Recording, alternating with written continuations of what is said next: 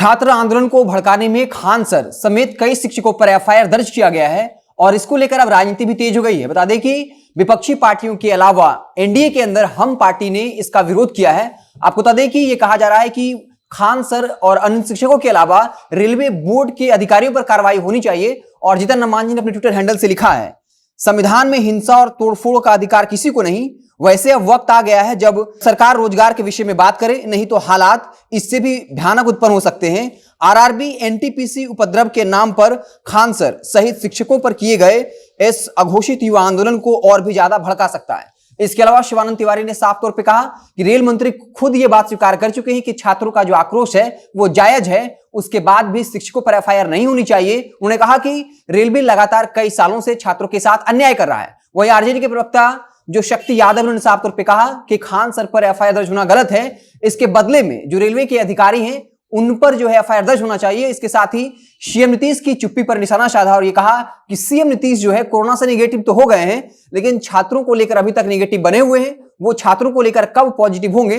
बिहार में शिक्षकों पर एफआईआर दर्ज किया जा रहा है, लेकिन सीएम नीतीश जो है वो चुप्पी साधे हुए हैं। हालांकि जब उनसे सवाल पूछा गया कि तेजस्वी यादव इस मसले पर चुप हैं, तब उन्होंने कहा कि तेजस्वी यादव ने 2020 का विधानसभा चुनाव जो है वो 10 लाख नौकरी के दावे पर ही चुनाव लड़ा और वो लगातार आवाज उठाते रहते हैं। तो साफ तौर पे अब इस पर जो है राजनीति भी तेज हो गई है। तमाम जो सियासी पार्टियां हैं वो कहीं ना कहीं अब जो शिक्षकों पर एफआईआर दर्ज हो रहा है उसका विरोध कर रही है। और जीतन राम मांझी ने तो साफ तौर पे कह दिया, और खासकर बिहार में जीतन राम मांझी की टिप्पणी इसलिए खासतौर पे महत्वपूर्ण माना जाएगा क्योंकि इस वक्त जो है वो एनडीए सरकार का हिस्सा है और उन्होंने साफ तौर पे चेतावनी दी है कि वक्त आ गया है कि अब एनडीए की सरकार जो है वो रोजगार पे बात करे, नहीं तो अंजाम जो है वो भयावह हो सकता है। क्योंकि लगातार छात्र जो है वो तमाम एजेंसियों के खिलाफ गुस्से में है, क्योंकि कई बार जो रेलवे बोर्ड जो है वो भर्तियां निकालती है और इसे पूरा करने में सालों का वक्त लग जाता है। और बार बार सवाल ये उठ रहा है कि इस वक्त जो रेलवे के छात्र आक्रोशित हुए हैं, 2019 में ही बाकायदा ये नोटिफिकेशन निकला था